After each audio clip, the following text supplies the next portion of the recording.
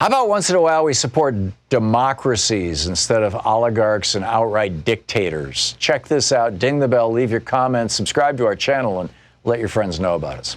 What we're seeing, in addition to the neoliberal destruction of functioning democratic republics around the world, is we're also seeing the parallel rise, and these two things are like, two sides of the teeter-totter. They're connected.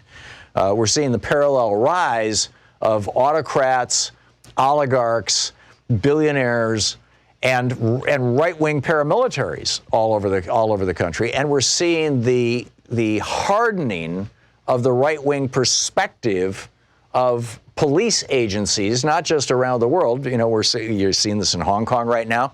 You saw it in Turkey. We saw it in the Philippines, where Duterte has murdered over 10,000 drug users.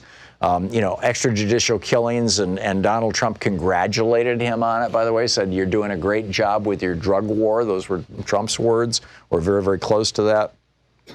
We're seeing this now with Jair Bolsonaro in Brazil, another right-wing Trumpist, elected with the help of right-wing media.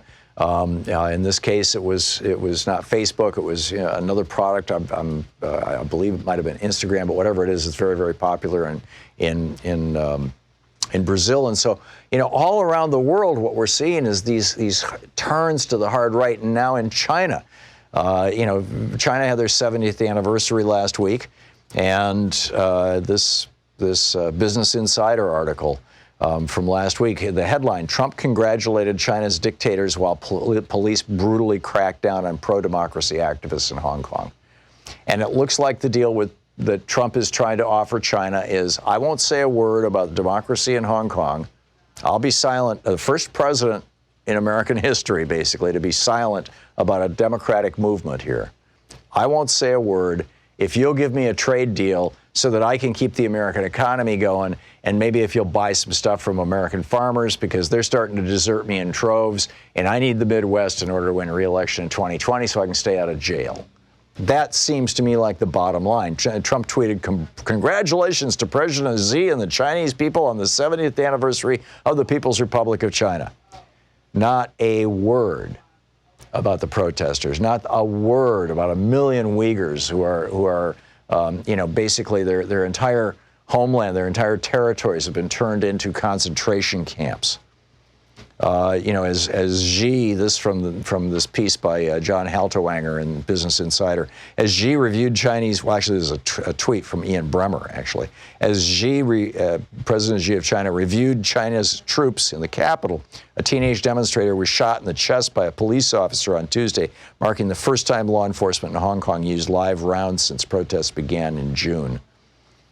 And meanwhile, Senate Majority Leader, Moscow Mitch, said, quote, "On the 70th anniversary of the People's Republic of China, we should pause to recognize that many millions of lives lost under Chinese communist rule. It is darkly fitting that the 70th anniversary of the PRC, its agents would be reduced to using force against protesters in Hong Kong who seek to preserve basic personal freedoms."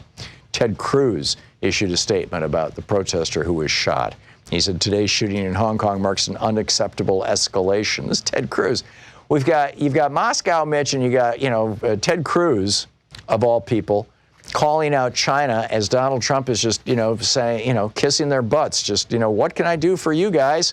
Oh, democracy movements? We don't care about democracy movements.